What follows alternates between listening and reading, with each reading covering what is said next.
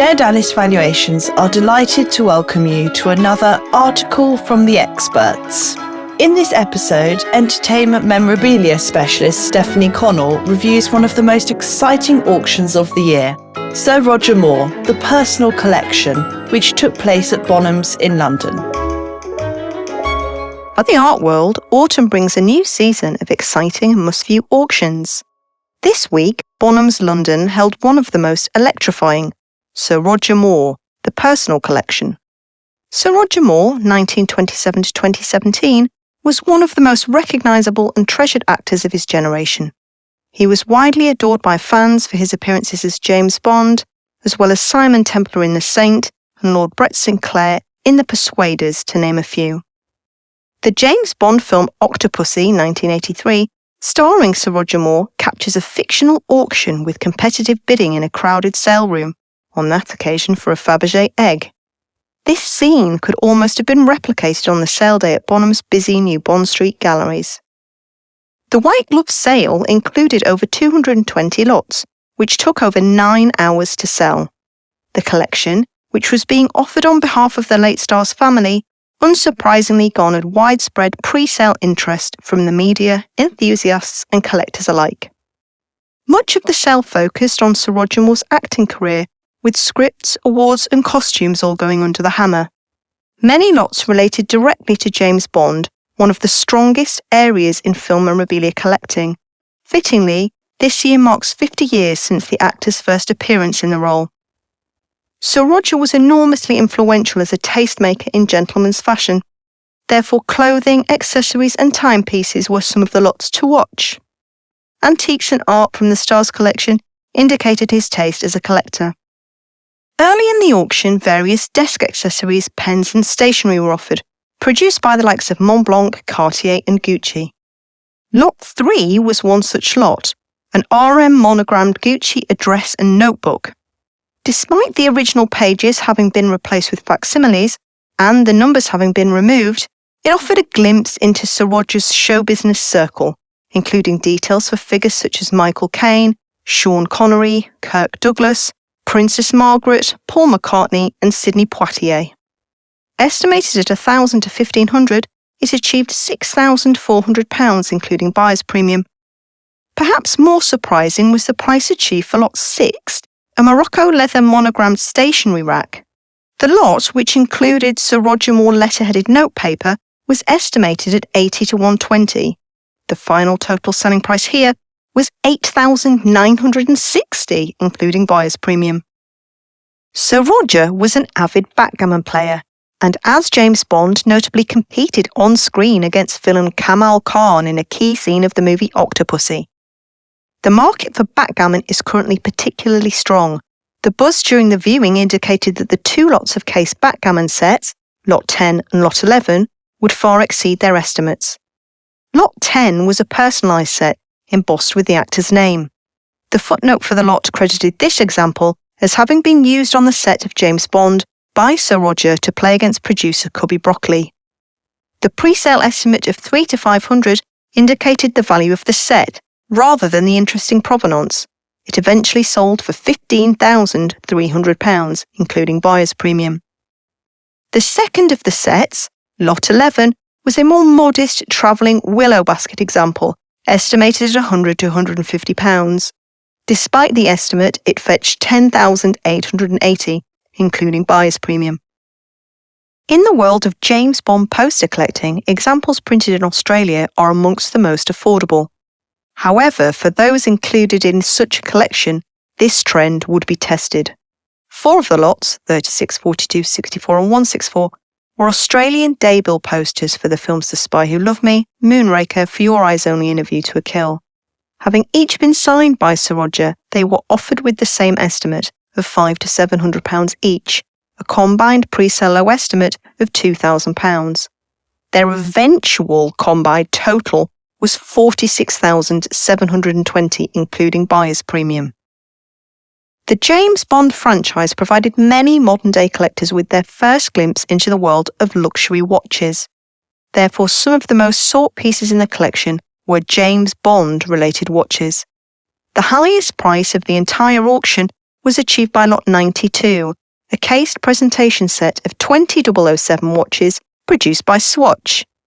Manufactured in 2002 to celebrate the James Bond film anniversary, these sets typically fetch at auction between £4,000 to £6,000. This example, however, had been personally dedicated to Mr. Roger Moore. It had been estimated at £10,000 to £15,000 and eventually sold for £76,660, including buyer's premium. Omega is a brand with a strong connection with James Bond. Lot 158 was an Omega Seamaster bracelet watch produced in 2012 as a limited edition to celebrate 50 years of 007.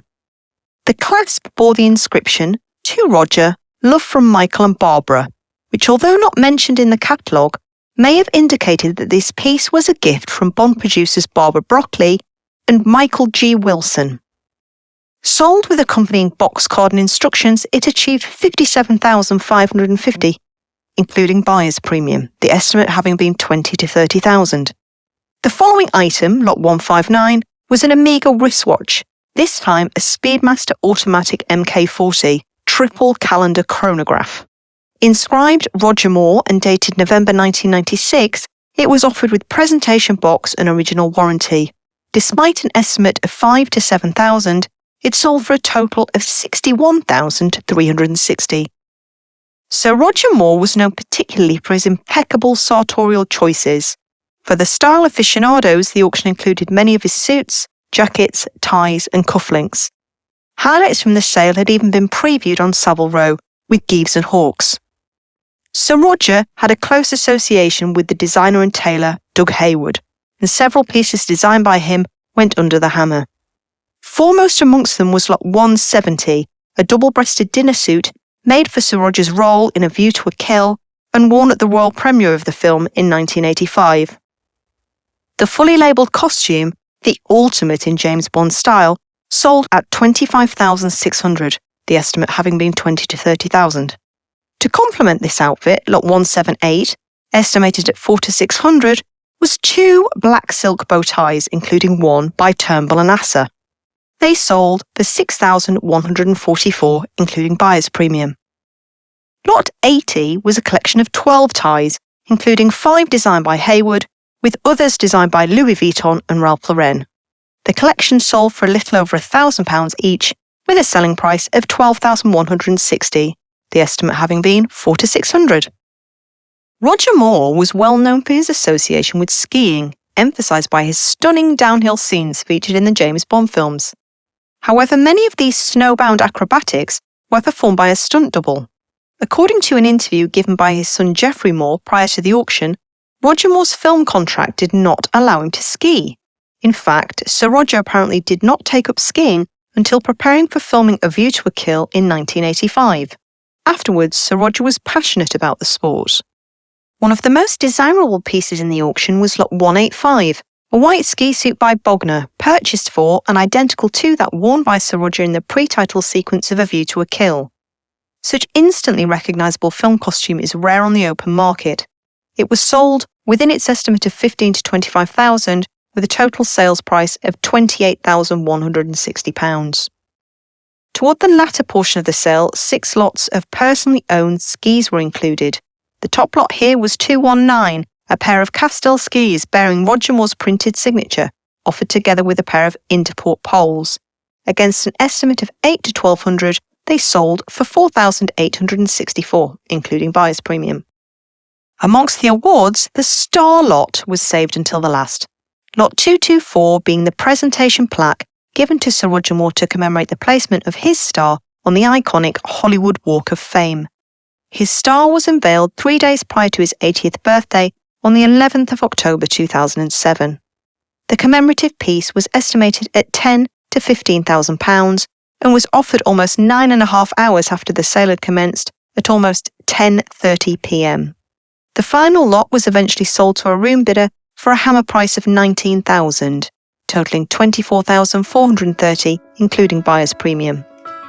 The final sale total reached just over £1.1 million against a pre-sale high estimate of around £415,000. Thank you for listening. You can read this article and many more at darevaluations.co.uk. Search for Dare Dallas to find us on Instagram and LinkedIn, where our team will keep you updated on market trends and our valuation service. For more details on our valuation service, please call us on 01883 722 736 or email inquiries@darevaluations.co.uk.